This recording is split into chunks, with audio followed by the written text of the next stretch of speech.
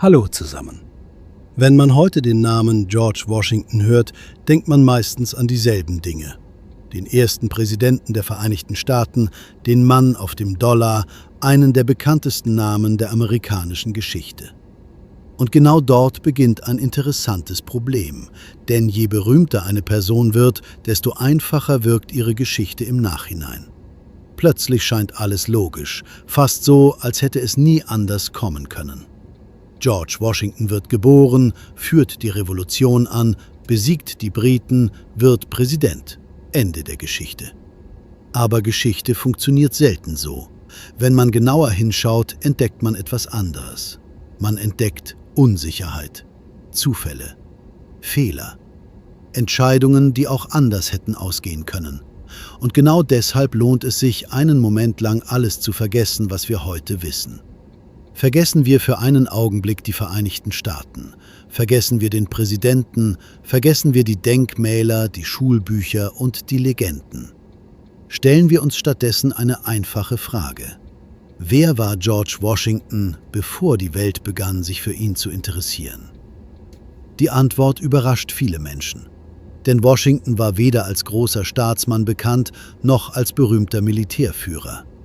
Er war kein König, kein Philosoph, kein Revolutionär, zumindest nicht am Anfang.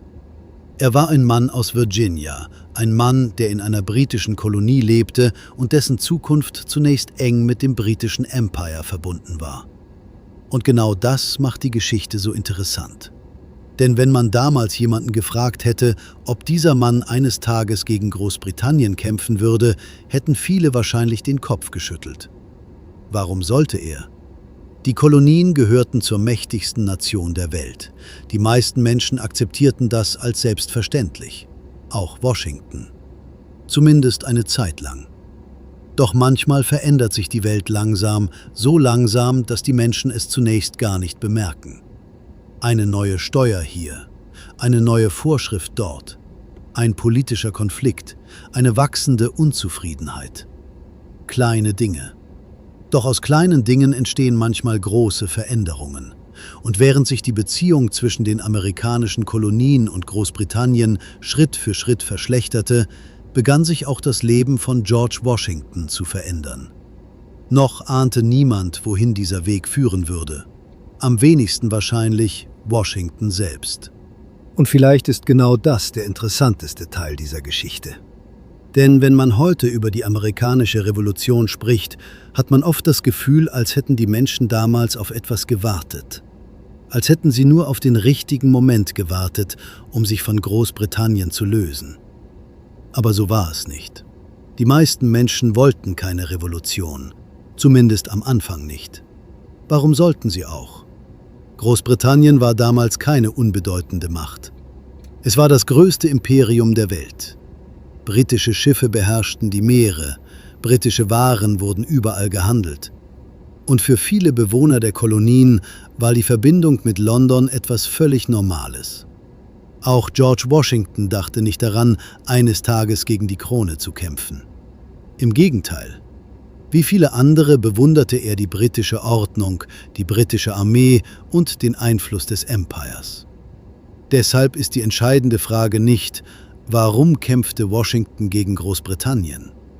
Die spannendere Frage lautet, was musste passieren, damit ein Mann wie Washington überhaupt auf diesen Gedanken kam? Die Antwort kam nicht plötzlich. Sie kam langsam, fast unauffällig, Jahr für Jahr. Entscheidung für Entscheidung, Steuer für Steuer. Aus der Sicht Londons waren viele dieser Maßnahmen nachvollziehbar. Kriege kosteten Geld. Das Empire musste verwaltet werden. Die Kolonien sollten ihren Beitrag leisten. Doch Entfernung verändert oft die Wahrnehmung. Was in London vernünftig erschien, wirkte in Amerika zunehmend wie Bevormundung. Und je häufiger Entscheidungen getroffen wurden, ohne die Menschen vor Ort einzubeziehen, desto stärker entstand ein Gefühl, das schwer zu kontrollieren ist. Das Gefühl, übergangen zu werden. Interessanterweise ging es dabei nicht nur um Geld. Es ging um etwas anderes. Etwas, das Menschen oft wichtiger ist als Geld. Respekt. Die Frage war nicht mehr, wie hoch ist die Steuer, sondern wer hat das Recht, sie zu beschließen. Genau hier begann sich etwas zu verändern. Nicht nur in Städten wie Boston oder Philadelphia, sondern auch in den Köpfen vieler Menschen. Ideen verbreiteten sich, Diskussionen wurden lauter und Themen, über die früher nur wenige gesprochen hatten, wurden plötzlich überall diskutiert. Freiheit, Vertretung, Mitbestimmung. Worte, die heute selbstverständlich klingen, damals waren sie gefährlich. Denn Ideen haben eine besondere Eigenschaft. Sobald sie sich verbreiten, lassen sie sich kaum wieder einsperren. Und während sich diese Gedanken immer weiter ausbreiteten, bemerkten nur wenige, dass die eigentliche Gefahr für das britische Empire nicht in Waffen lag, nicht in Armeen, nicht in Kanonen, sondern in einer einfachen Erkenntnis. Immer mehr Menschen begannen zu glauben, dass ihre Zukunft vielleicht nicht in London entschieden werden sollte. Und genau an diesem Punkt wurde aus Unzufriedenheit langsam etwas anderes. Etwas, das bald nicht mehr aufzuhalten war. Und genau hier wird die Geschichte interessant. Denn Ideen können Menschen verändern, aber sie führen nicht automatisch zu einer Revolution. Zwischen Unzufriedenheit und offenem Widerstand liegt oft ein langer Weg. Viele hofften noch immer auf eine friedliche Lösung. Viele glaubten, dass London die Warnungen verstehen würde, dass man miteinander reden könnte, dass sich die Lage wieder beruhigen würde. Doch stattdessen geschah das Gegenteil. Mit jedem Jahr wurde das Misstrauen größer und irgendwann begann etwas, das in der Geschichte immer wieder zu beobachten ist. Beide Seiten waren überzeugt, im Recht zu sein. London war der Meinung, die Kolonien würden übertreiben. Die Kolonien waren überzeugt, dass London sie nicht ernst nahm. Je länger dieser Zustand anhielt, desto schwieriger wurde jede Einigung. Denn irgendwann diskutieren Menschen nicht mehr über Lösungen. Dann diskutieren sie nur noch darüber, wer schuld ist. Und genau in dieser Atmosphäre erreichte die Spannung einen neuen Höhepunkt. Im Jahr 1773 geschah in Boston etwas, das auf den ersten Blick fast belanglos wirkt. Ein paar Männer betraten nachts Schiffe im Hafen. Sie zerstörten keine Gebäude, sie griffen niemanden an, sie töteten niemanden. Stattdessen warfen sie Kisten voller Tee ins Wasser. Heute kennt fast jeder dieses Ereignis unter dem Namen Boston Tea Party. Doch damals konnte niemand wissen, welche Folgen es haben würde. Denn die eigentliche Bedeutung lag nicht im Tee, nicht in den Schiffen, nicht einmal im entstandenen Schaden. Die Bedeutung lag in der Botschaft. Zum ersten Mal zeigte eine größere Gruppe von Kolonisten offen, dass sie bereit war, die Autorität der britischen Krone herauszufordern. Und London verstand diese Botschaft sofort. Die Reaktion ließ nicht lange auf sich warten. Neue Maßnahmen, neue Einschränkungen, mehr Druck. Aus Sicht der britischen Regierung sollte dadurch Ordnung hergestellt werden. Doch manchmal erzeugt Druck genau das Gegenteil. Anstatt die Lage zu beruhigen, verband er viele Kolonien stärker miteinander. Menschen, die zuvor unterschiedliche Interessen hatten, begannen plötzlich über dieselben Probleme zu sprechen. Und etwas Neues entstand. Noch keine Nation, noch keine Vereinigten Staaten, aber ein gemeinsames Gefühl. Die Überzeugung, dass man vor einer Entscheidung stand. Je länger die Krise dauerte, desto deutlicher wurde, dass sich die Frage nicht mehr vermeiden ließ. Wie weit würde London gehen? Und wie weit waren die Kolonien bereit zu gehen? Zu diesem Zeitpunkt wusste noch niemand, dass die Antwort schon näher war, als die meisten glaubten. Denn während Politiker diskutierten und Kaufleute protestierten, bewegte sich die Geschichte bereits auf einen Punkt zu, von dem es kein Zurück mehr geben würde. Und wenn dieser Moment kam, würde sich nicht nur das Schicksal der Kolonien entscheiden, sondern auch das von George Washington. Und dann kam der Moment, in dem niemand mehr so tun konnte, als wäre alles noch unter Kontrolle.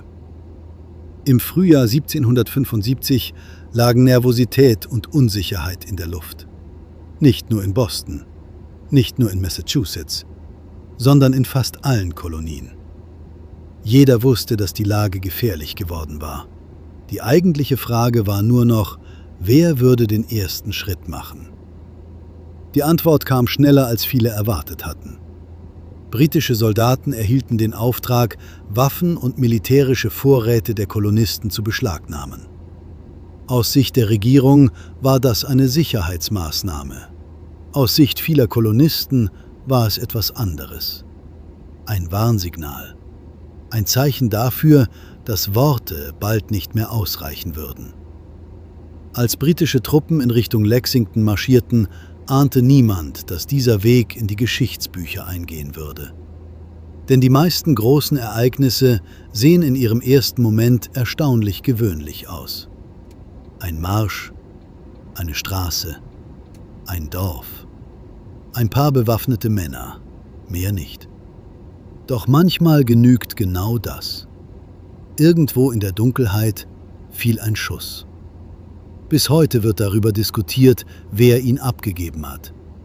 Vielleicht spielt das gar keine Rolle. Denn in dem Augenblick veränderte sich die Frage.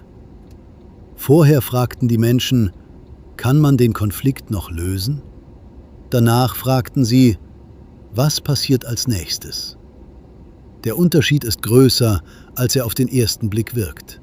Denn sobald Blut fließt, verändert sich die Dynamik. Aus politischen Forderungen werden Fronten. Aus Diskussionen werden Entscheidungen. Und plötzlich müssen Menschen Position beziehen. Genau das geschah in den folgenden Wochen. Die Nachrichten verbreiteten sich erstaunlich schnell. Berichte über Lexington und Concord erreichten Städte, Dörfer und Farmen. Menschen, die sich bisher nicht sicher gewesen waren, mussten sich nun entscheiden. Abwarten war keine echte Option mehr. Und während sich die Ereignisse überschlugen, trat ein Problem immer deutlicher hervor. Wer sollte all diese Menschen führen? Denn Widerstand allein genügt nicht. Empörung genügt nicht. Selbst Mut genügt nicht. Wer gegen das mächtigste Imperium seiner Zeit bestehen will, braucht Struktur, Disziplin, Vertrauen. Und genau hier tauchte der Name George Washington immer häufiger auf. Nicht, weil er der bekannteste Mann Amerikas war, das war er nicht. Nicht, weil er ein großer Redner war, das war er ebenfalls nicht. Sondern weil viele Menschen in ihm etwas sahen, das in unsicheren Zeiten selten ist. Verlässlichkeit. Während andere laut wurden, blieb er ruhig. Während andere große Worte machten, wirkte er kontrolliert. Und manchmal reicht genau das aus, damit Menschen einem folgen. Als Vertreter der Kolonien in Philadelphia zusammenkamen, wurde schnell klar, dass die Revolution nun etwas brauchte, das sie bisher nicht besaß. Eine Armee. Und eine Armee braucht einen Kommandeur. Wenig später fiel die Entscheidung. George Washington erhielt den Oberbefehl. Von außen betrachtet wirkte das wie ein Aufstieg, fast wie ein Erfolg. Doch in Wirklichkeit hatte er gerade eine Aufgabe übernommen, um die ihn niemand beneiden konnte. Denn was auf ihn wartete, war keine schlagkräftige Armee, sondern ein Problem, das größer war, als die meisten damals ahnten.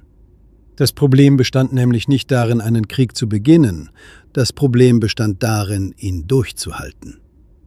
Als Washington den Oberbefehl übernahm, stellte er schnell fest, dass viele Menschen ein sehr romantisches Bild von der Revolution hatten.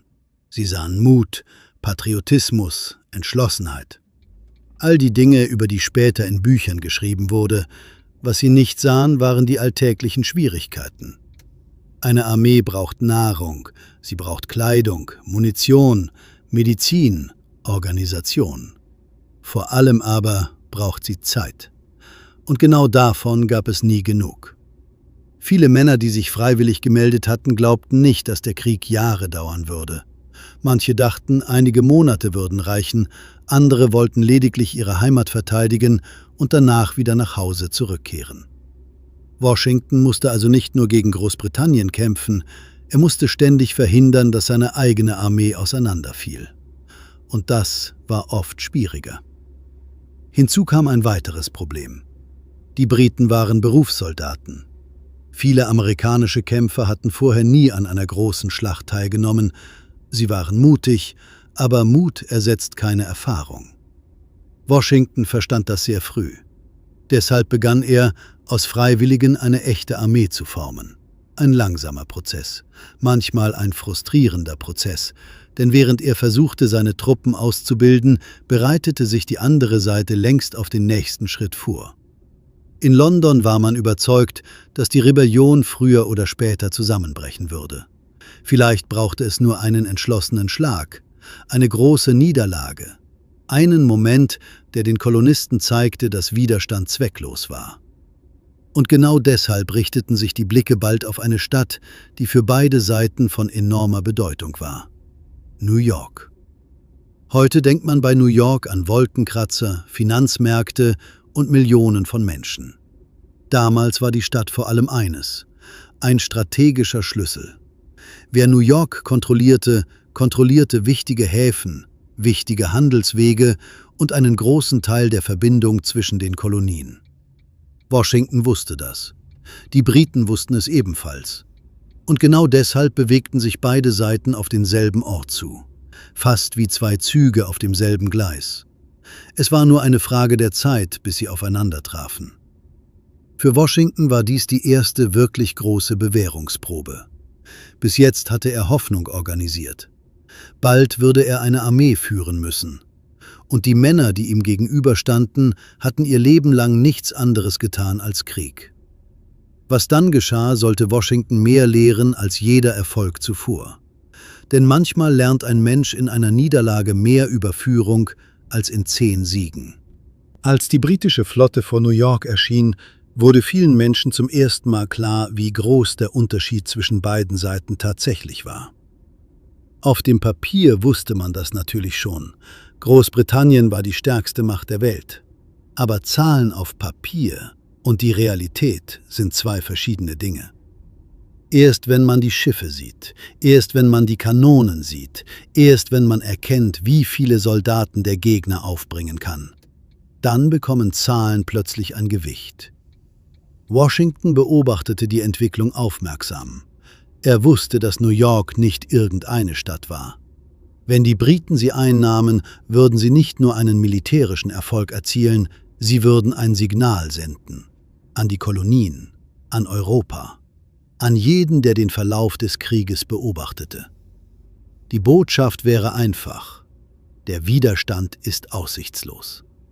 Deshalb bereitete Washington seine Männer auf die bevorstehenden Kämpfe vor. Doch Vorbereitung und Realität sind oft zwei verschiedene Dinge. Als die ersten großen Gefechte begannen, zeigte sich die Erfahrung der Briten sehr deutlich. Ihre Bewegungen waren präzise, ihre Kommandeure handelten entschlossen und ihre Soldaten waren an solche Situationen gewöhnt. Washington dagegen musste Entscheidungen unter Bedingungen treffen, die er selbst nie zuvor erlebt hatte. Jede Entscheidung konnte tausende Menschen betreffen. Jeder Fehler konnte Folgen haben. Und Fehler blieben nicht aus. Die Amerikaner wurden zurückgedrängt. Position um Position, Straße um Straße. Die Lage verschlechterte sich schneller, als viele erwartet hatten.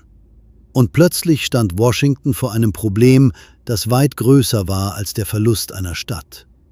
Die Männer begannen zu zweifeln. Nicht alle, aber genug. Manche fragten sich, ob die Revolution überhaupt eine Chance hatte. Andere fragten sich, ob sie den nächsten Winter erleben würden. Und wieder andere begannen einfach zu verschwinden. Nicht aus Feigheit. Zumindest nicht immer. Viele waren erschöpft. Andere wollten ihre Familien wiedersehen. Manche glaubten schlicht nicht mehr an einen Sieg. Für Washington war das vielleicht die gefährlichste Entwicklung überhaupt. Denn eine Armee verliert nicht erst dann, wenn sie eine Schlacht verliert. Sie verliert, wenn sie den Glauben verliert. Und genau an diesem Punkt wurde etwas deutlich, das seine gesamte spätere Karriere prägen sollte. Washington war kein militärisches Genie wie Napoleon. Kein brillanter Taktiker wie manche seiner Gegner. Seine größte Stärke lag woanders. Er gab nicht auf. Selbst dann nicht, wenn andere bereits vom Ende sprachen. Während die Briten einen Erfolg nach dem anderen feierten, konzentrierte sich Washington auf etwas viel Einfacheres. Er musste seine Armee am Leben halten, nicht den Krieg gewinnen, noch nicht, nur überleben. Tag für Tag, Woche für Woche, Monat für Monat. Denn solange seine Armee existierte, existierte auch die Möglichkeit eines Sieges. Und genau diese einfache Erkenntnis sollte bald über das Schicksal der Revolution entscheiden. Denn der Winter näherte sich. Und mit ihm eine Entscheidung, die alles verändern würde. Und genau hier wird die Geschichte ungewöhnlich. Denn wenn man an große historische Wendepunkte denkt, stellt man sich oft gewaltige Schlachten vor. Tausende Soldaten, große Siege, entscheidende Momente. Doch Ende des Jahres 1776 sah nichts nach einem großen Wendepunkt aus. Eher nach einem langsamen Ende. Die Revolution lebte noch, aber sie wirkte erschöpft. Fast so, als würde ihr die Kraft ausgehen. Washingtons Armee war kleiner geworden. Viele Dienstverträge liefen bald aus. Einige Soldaten zählten bereits die Tage, bis sie nach Hause zurückkehren konnten. Andere fragten sich, ob es überhaupt noch einen Grund gab, zu bleiben. Und ehrlich gesagt, es war keine absurde Frage. Die Briten kontrollierten wichtige Städte. Sie hatten die Initiative. Sie hatten die Ressourcen. Und sie waren überzeugt, dass der Widerstand nur noch eine Frage der Zeit war. Vielleicht war genau das ihr größter Fehler. Sie glaubten, der Krieg sei fast gewonnen. Washington glaubte das nicht. Nicht, weil er optimistisch war, sondern weil er verstand, dass Geschichte manchmal an einem einzigen Entschluss hängt, an einem einzigen Risiko, an einer einzigen Nacht. Je schlechter die Lage wurde, desto klarer wurde ihm etwas. Wenn er nichts tat, würde die Revolution langsam sterben. Nicht heute, nicht morgen, aber bald. Und deshalb begann er über etwas nachzudenken, das viele andere wahrscheinlich sofort verworfen hätten. Einen Angriff. Mitten im Winter, unter Bedingungen, die alles andere als günstig waren. Gegen einen Gegner, der sich sicher fühlte. Es war keine Entscheidung eines Mannes, der viele Möglichkeiten hatte. Es war die Entscheidung eines Mannes, der nur noch wenige Möglichkeiten sah. Vielleicht macht genau das diesen Moment so interessant. Denn später wird oft so erzählt, als hätte Washington gewusst, dass sein Plan funktionieren würde. Aber das wusste er nicht. Niemand wusste es. Das Einzige, was sicher war, Stillstand bedeutete Niederlage. Also begann er zu handeln. Während viele Menschen Weihnachten vorbereiteten, bereitete Washington etwas völlig anderes vor. Boote, Marschrouten, Zeitpläne, Bewegungen, die möglichst unbemerkt bleiben mussten. Je mehr man darüber nachdenkt, desto erstaunlicher wirkt die Situation. Die Zukunft der Revolution hing nicht mehr von großen politischen Debatten ab, nicht von Reden, nicht von Erklärungen, sondern von einer Gruppe erschöpfter Männer, die sich bald durch Eis, Dunkelheit und Winterstürme bewegen würden. Und vielleicht ahnte damals niemand, dass genau dort, in der Kälte eines Dezemberabends, das Schicksal der amerikanischen Revolution eine neue Richtung einschlagen würde. Wenn man heute auf diese Nacht zurückblickt, wirkt vieles fast selbstverständlich. Der Plan, der Angriff, der spätere Erfolg. Doch genau das ist die Falle, in die man bei historischen Ereignissen oft gerät. Man kennt das Ergebnis und vergisst dadurch die Unsicherheit. Am Abend des 25. Dezember wusste niemand, wie diese Geschichte enden würde. Nicht die Briten, nicht die Soldaten, nicht einmal Washington. Vor ihm lag der Delaware River, dunkel, kalt, voller treibender Eisschollen. Hinter ihm standen Männer, die in den vergangenen Monaten mehr Niederlagen als Erfolge erlebt hatten. Und trotzdem bewegte sich die Kolonne langsam in Richtung der Boote. Vielleicht war genau das Bemerkenswerteste an dieser Nacht. Nicht der Plan, nicht die Strategie, sondern die Tatsache, dass diese Männer überhaupt noch bereit waren, weiterzumachen. Denn Motivation ist eine merkwürdige Sache. Solange man gewinnt, kommt sie fast von allein. Die wahre Prüfung beginnt erst nach Rückschlägen, nach Enttäuschungen, nach Monaten ohne sichtbaren Erfolg. Genau dort befand sich die amerikanische Armee. Und trotzdem stiegen die Männer in die Boote. Stunde um Stunde zog sich die Überquerung hin. Der Wind wurde stärker, der Zeitplan geriet ins Wanken. Jede Verzögerung erhöhte das Risiko, denn der gesamte Plan beruhte auf einem einzigen Vorteil: der Überraschung. Wenn dieser Vorteil verloren ging, konnte alles zusammenbrechen. Washington wusste das. Seine Offiziere wussten es ebenfalls.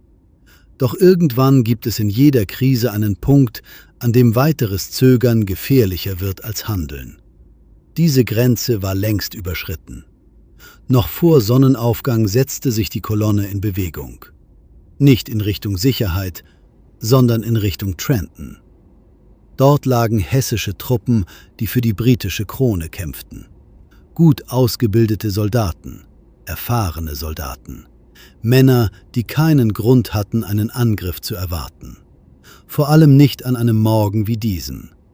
Und genau darin lag Washingtons Chance. Nicht in seiner Überlegenheit, die besaß er nicht. Nicht in seinen Ressourcen, auch die waren begrenzt. Seine Chance lag darin, etwas zu tun, womit niemand rechnete. Und manchmal ist genau das der Moment, in dem Geschichte ihre Richtung ändert.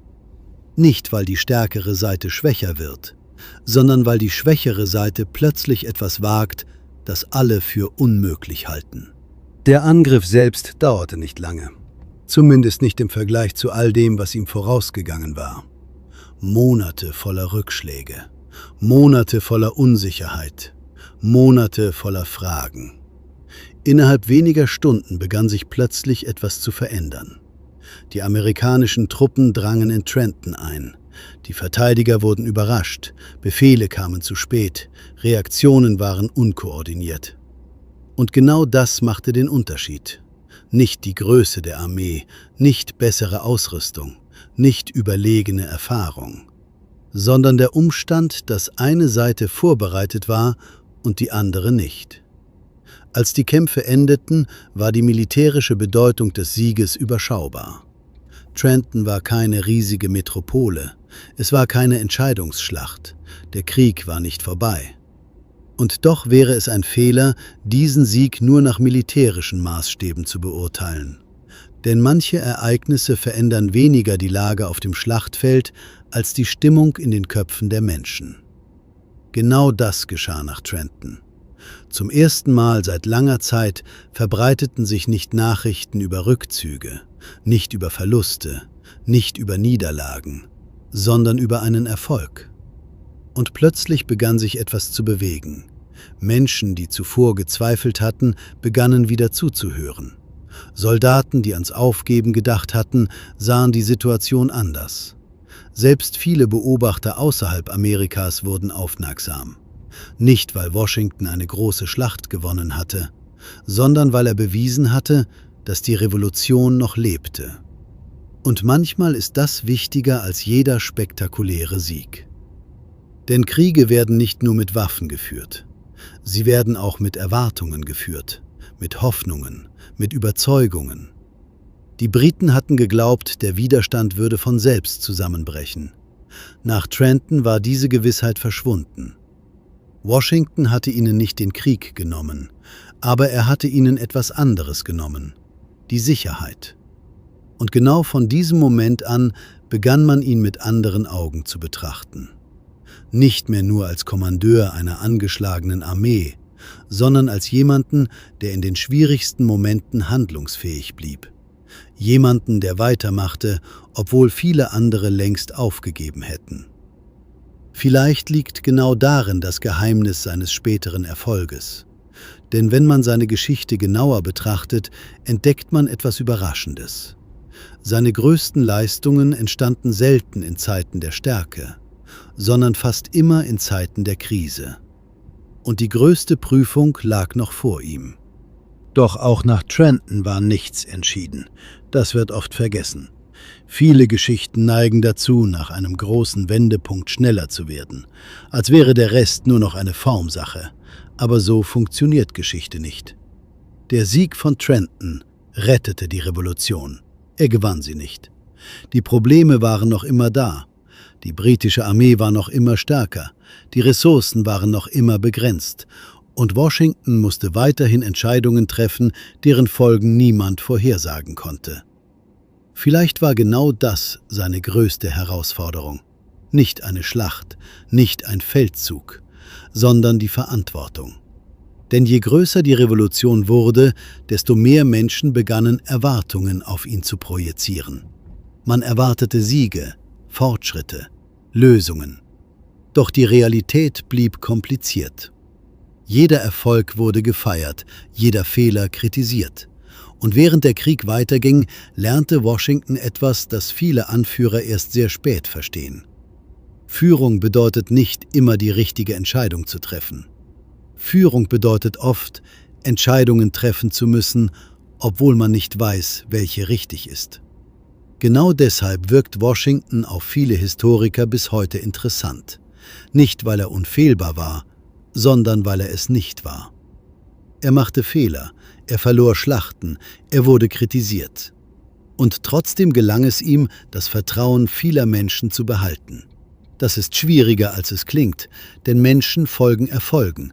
Vertrauen schenken sie meist erst nach Rückschlägen. Jahr für Jahr setzte sich der Konflikt fort. Neue Schlachten wurden geschlagen, neue Bündnisse entstanden, neue Opfer wurden gebracht. Langsam begann sich das Kräfteverhältnis zu verändern. Nicht plötzlich, nicht spektakulär, sondern Schritt für Schritt, bis schließlich etwas geschah, das wenige Jahre zuvor kaum jemand für möglich gehalten hätte. Die Aussicht auf einen tatsächlichen Sieg wurde real. Zum ersten Mal ging es nicht mehr nur darum, zu überleben. Zum ersten Mal konnte man ernsthaft darüber nachdenken, was nach dem Krieg kommen würde. Und genau an diesem Punkt begann für George Washington eine völlig neue Herausforderung. Denn einen Krieg zu gewinnen ist eine Sache, ein Land aufzubauen eine ganz andere. Und irgendwann geschah etwas, das jahrelang unmöglich erschienen war. Die Briten begannen zu erkennen, dass dieser Krieg nicht so enden würde, wie sie es erwartet hatten. Zu Beginn hatten viele in London geglaubt, die Rebellion schnell unter Kontrolle bringen zu können. Dann wurden aus Wochen Monate, aus Monaten Jahre. Und aus einer lokalen Krise wurde ein Krieg, der immer mehr Ressourcen verschlang. Währenddessen veränderte sich auch die Wahrnehmung der amerikanischen Revolution. Nicht nur in Amerika, auch in Europa. Andere Staaten beobachteten aufmerksam, was auf der anderen Seite des Atlantiks geschah. Denn plötzlich stellte sich eine neue Frage. Was passiert, wenn die Kolonien tatsächlich gewinnen? Noch wenige Jahre zuvor hätte diese Frage fast absurd geklungen. Jetzt wurde sie ernsthaft diskutiert. Und genau das veränderte alles. Denn Kriege werden selten allein gewonnen. Bündnisse spielen eine Rolle. Unterstützung spielt eine Rolle. Und manchmal reicht schon die Aussicht auf Erfolg, damit neue Türen geöffnet werden. Langsam begann sich das Kräfteverhältnis zu verschieben. Nicht dramatisch, nicht von einem Tag auf den anderen, aber spürbar. Die Briten waren weiterhin stark, doch sie wirkten nicht mehr unbesiegbar. Und die Amerikaner waren weiterhin schwächer, doch sie wirkten nicht mehr chancenlos.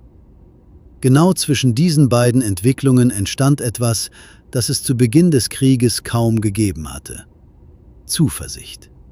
Nicht blinder Optimismus, nicht Selbstüberschätzung, sondern die Möglichkeit, dass das Unwahrscheinliche tatsächlich eintreten könnte. Für Washington bedeutete das allerdings keineswegs Erleichterung. Im Gegenteil. Je näher der mögliche Sieg rückte, desto größer wurde die Verantwortung. Denn inzwischen kämpfte er nicht mehr nur für das Überleben der Revolution. Plötzlich musste er darüber nachdenken, was aus ihr werden sollte. Und das ist oft der schwierigere Teil. Eine Ordnung zu bekämpfen ist eine Sache, eine neue Ordnung zu schaffen eine andere. Viele Revolutionen scheitern genau an diesem Punkt. Nicht während des Kampfes, sondern danach. Washington wusste das. Und vielleicht begann genau deshalb bereits eine neue Frage zu entstehen. Eine Frage, die bald wichtiger werden sollte als jede Schlacht. Wenn der Krieg eines Tages endet, wer wird dann die Macht haben? Und schließlich kam der Moment, auf den jahrelang alles zugelaufen war. Der Krieg neigte sich seinem Ende zu. Was einst wie eine aussichtslose Rebellion begonnen hatte, war zu einer echten Chance auf Unabhängigkeit geworden. Für viele Amerikaner war Washington inzwischen mehr als nur ein General. Er war das Gesicht der Revolution. Der Mann, der geblieben war, als andere aufgeben wollten. Und genau deshalb begann nun eine neue Herausforderung. Nicht der Krieg, die Macht. Denn die Geschichte kennt viele Männer, die Kriege gewonnen haben, aber deutlich weniger, die wussten, was sie nach dem Sieg tun sollten. Washington hätte seinen Ruhm nutzen können, seinen Einfluss, seine Popularität. Kaum jemand hätte ihn daran hindern können. Doch genau hier traf er eine Entscheidung, die ihn bis heute von vielen anderen Anführern unterscheidet. Er legte sein Kommando nieder. Freiwillig. Er kehrte nach Hause zurück. Für viele Menschen war das überraschender als jeder militärische Erfolg. Denn Macht abzugeben ist oft schwieriger, als sie zu erlangen. Einige Jahre später wurde George Washington zum ersten Präsidenten der Vereinigten Staaten gewählt. Doch selbst dann blieb die wichtigste Frage dieselbe. Welche Art von Land sollte Amerika werden? Die Antwort darauf wurde nicht an einem einzigen Tag gefunden, aber Washington half dabei, einen entscheidenden Grundsatz zu etablieren: dass kein Mensch über dem Staat stehen sollte. Nicht einmal der berühmteste Mann des Landes. Vielleicht ist genau das der Grund, warum sein Name bis heute geblieben ist. Nicht, weil er jede Schlacht gewann, nicht, weil er keine Fehler machte, sondern weil er verstand, dass wahre Größe nicht nur darin besteht, Macht zu erlangen, sondern auch darin zu wissen, wann man sie begrenzen muss. Und je länger man sich mit seiner Geschichte beschäftigt, desto deutlicher wird, George Washington erschuf Amerika nicht allein. Aber ohne ihn hätte Amerika vielleicht nie die Form angenommen, die wir heute kennen.